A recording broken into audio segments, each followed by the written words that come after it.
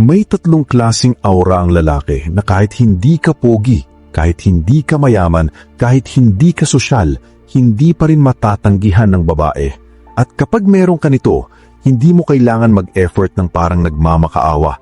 Kusa silang na-attract, kusa silang napapatingin, kusa nilang nararamdaman na may something ka na wala sa karamihan. Ang tanong, meron ka ba nito o isa ka lang sa mga lalaing natatabunan, madaling palitan at laging nauuwi sa nice guy na ginagamit lang? Pakinggan mo to dahil maraming lalaking Pinoy, lalo na lampas 30, ang nagugulat kung bakit kahit anong forma, kahit anong message, kahit anong papuri, walang epekto. Totoo yan, todo effort ka pero parang invisible ka pa rin. Bakit? Kasi karamihan ng lalaki ngayon, image ang binubuo, hindi aura.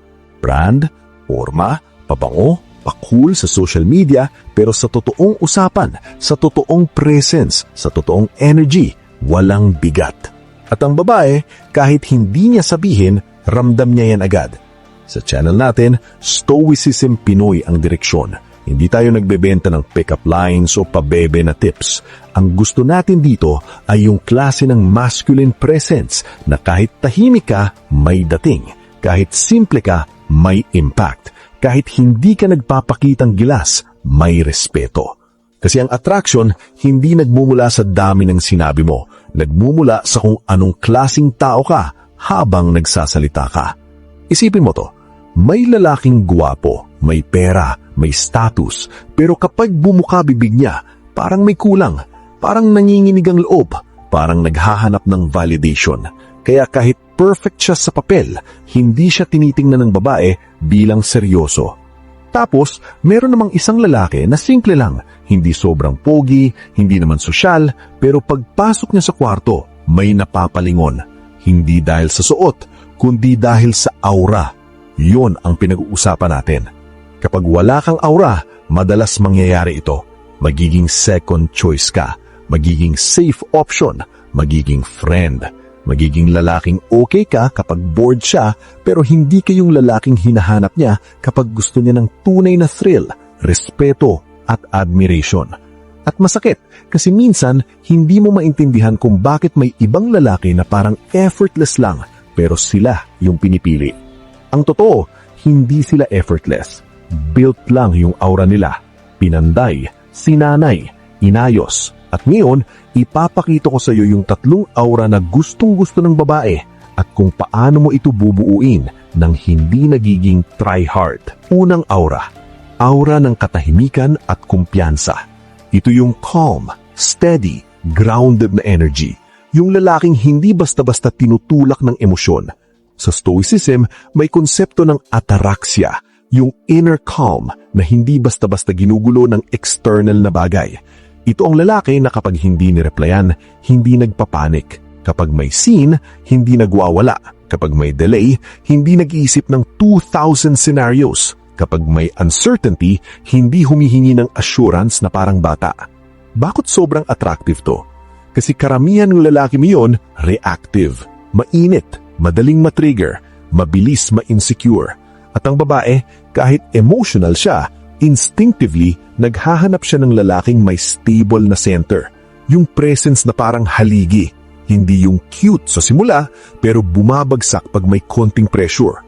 Ngayon, malinaw, ang katahimikan ay hindi pagiging boring. Ang katahimikan na may kumpiyansa, parang puzzle. Parang may lalim, parang may kontrol.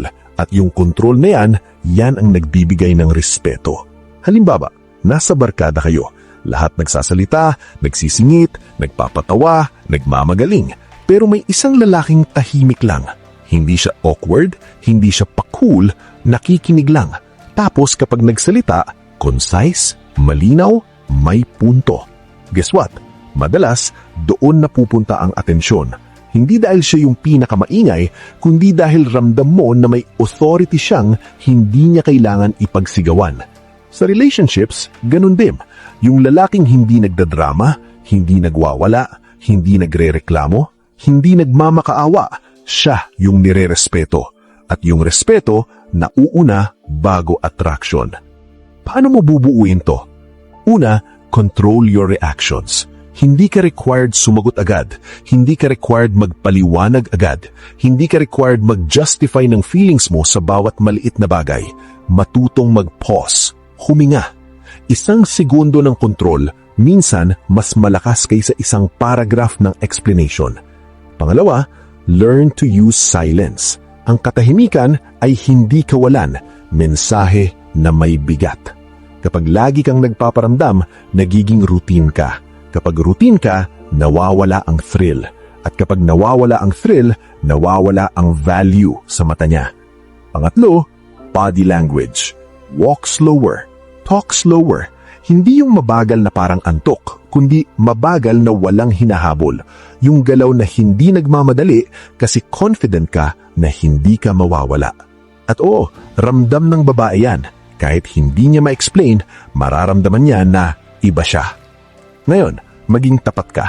Ikaw ba yung lalaking tahimik pero may bigat?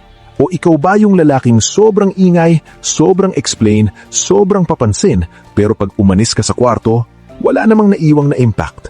Kasi dito pumapasok yung malaking problema ng karamihan. Masyadong open book.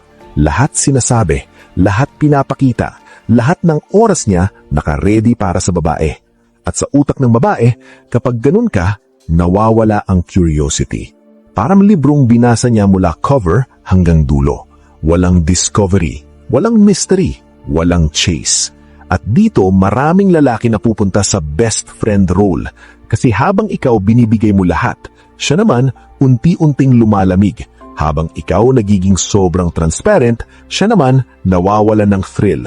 Habang ikaw ginagawang mundo ang babae, ikaw naman nagiging satellite, umiikot lang sa kanya. At sa dulo, hindi kanya tinitingnan bilang leader, tinitingnan kanya bilang extension. At ang babae, hindi na-attract sa lalaking umiikot sa kanya, na-attract siya sa lalaking may sariling sentro. Kaya tandaan mo, ang unang aura ay katahimikan at kumpiyansa. Yung lalaking hindi sumasabog, hindi nagmamadali, hindi nagmamakaawa, at hindi nalulunod sa overthinking. Kapag nabuo mo to, may kakaibang shift. Hindi mo na kailangan habulin ng respeto, kusang dumadating. At kapag dumating ang respeto, mas madali nang pumasok ang attraction. At dito, dahan-dahan pa lang tayo. Sa susunod na bahagi, papasok tayo sa ikalawang aura, yung aura ng misteryo at bakit ang lalaking hindi naglaladlad ng buong pagkatao niya agad, mas nagiging unforgettable sa babae. Ngayon, papasok tayo sa ikalawang aura. At ito ang madalas na hindi naiintindihan ng karamihan ng lalaki. Ang aura ng misteryo.